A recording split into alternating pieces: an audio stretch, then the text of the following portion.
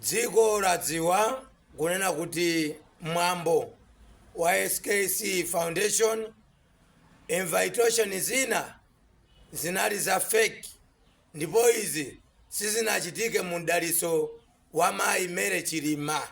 Ine ndinena mwa direct, mwa chuchuchu, mosaopa wina aliyense muno Malawi, kungomuopa yekhayo amasunga chisisi cha mpweya wanga. Mwambo wa dzulo unalibe mdalitso kwa amene anakakamiza ukapezeka pamalopo. Dziko litadabwa, dziko litadabwa. Mayi Chilima mu speech yanu ndaimvetsa, ndipo zasonyeza kuti inu mudakali kusakasaka chilungamo pa imfa ya malemu Dr. Saulos Klaus Chilima ndi anthu ena 8 aja. Chilungamo chiziwike ndithu. Chilungamo wayi nkhalango yowirira. Ine naononga transport yanga kukaponda pamene panachitikira ngozi ankati nkhalango yowirira. Naona kantengo ine zimandiliritsa kwambiri. Chilima namukonda, nimankonda. Chikala kwanali kotheka kuti amati moyo utsogola nawo ndiwe uyu akhale. Ine ndinakapereka moyo wanga, mtima wa ine Rayton Mangochi. Chilima munatilakwira kwambiri, munatilakwira pa Chilima, munatilakwira. Ngati ili ya Mulungu tiidziwe. Ndi chimodzimodzi mmene munafunsira mu speech yanu. Dziko likudikirabe lidziwe chenicheni pa ngozi ya Chilima ndi anthu ena 8. Ninakapondako kuvala boko sadala. Tikudikiraso pa 10 Juni pano. Kandulo ayambe kusweka weni. Ayambe kusweka. Amalawi nthawi zina mnakhala mukunong'ona izi ndi izi. Koma speech ya Chilima ya Mayi Mary Chilima yapereka chilimbikitso kuti mayiwa akudikirabe mayankho.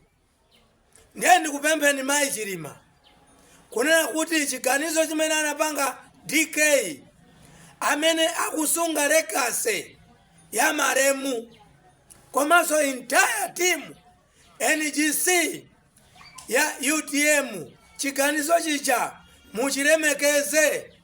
Ndi mbali imodzi yonyazitsa wina amene sitikukhulupirira pa zochitika zake. Sitikukhulupirira pa zochitika zake pa nkhani ya imfa ya Chilima ndi anthu ena 8. Mayi Mary Chilima ndikukupemphani pano ine Rayton Mangochi, mukutidziwa m'mavidiyo ndi malira nanu ndikulira nanu, kunena kuti mulemekeze chiganizo chimene anachita anthu a chipani cha malemu Chilima motsogozedwa ndi president wa pano DK Daliso Kabambe. Ndalama imene inaperekedwayo 10 miliyoni muyilandire, musapase mphepo zachabe chipani. Inu ndi mayi amene tili nanu, tikhala nanu. Monga mmene mukuonera kumbuyo kwangaku, uku kuli afford, apa UTM, apa DPP. Zipani izi zikudikira mayankho kuchoka pa 16 September pano. Tikasintha boma mayankho osapweketsa Amalawi.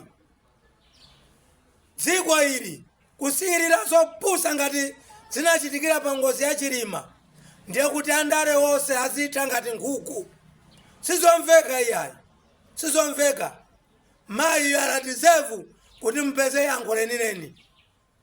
Pomalizira ndifunse mtsogoleri wa dziko lino, mutilankhule chimene chikukwezetsa mitengo ma essential needs, basic needs kwa Malawi. Mutiyankhule nduna zanu ndinu mukungofanana zochita, chifukwa dziko lino anthu akumva kuwawa, moyo kupweteka kuposa paka muzu, zinthu zikungokwera mitengo, anthu apa ntchito salale ndi yomwe ija.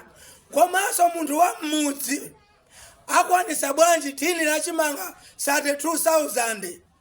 Kodi iwe amene umazicha chiphazi umuuza zotani chakwera? Umuuza zotani? Poti ndiwe wosokoneza, maudindo wonse unatenga iwe. Tapereka solution pa mavuto yawa.